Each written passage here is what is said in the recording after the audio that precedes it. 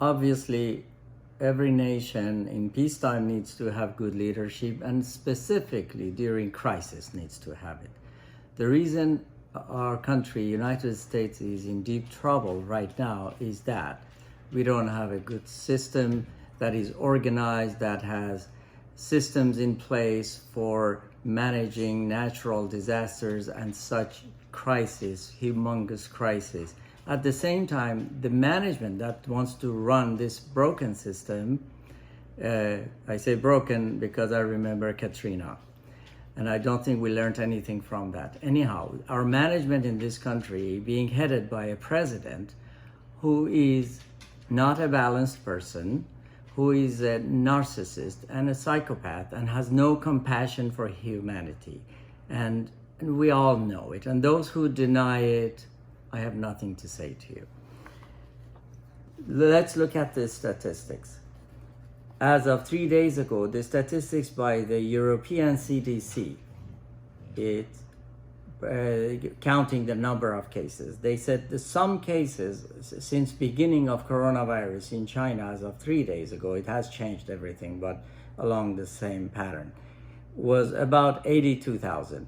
But in the last 2 weeks of 82,000, they had under 900 single test positives.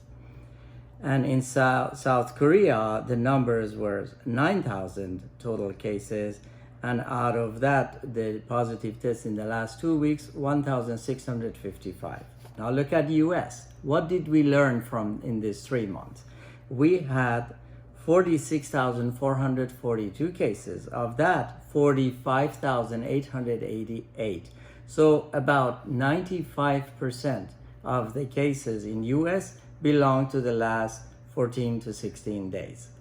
That means we learned nothing from all the bad news coming about coronavirus at the beginning 3 months ago. We did not quickly gear all of our powers and resources to have PPEs, to have ventilators. We did not do any correct predictions because this president, only what he cares is to be re-elected. He didn't want anything touch the economy and the market and people going to work, and which is all would have been a disaster, and it is a disaster. That's what happened. This president delayed acting on correct information, acting on expert advice, and ignored all of them. And he is responsible for lives.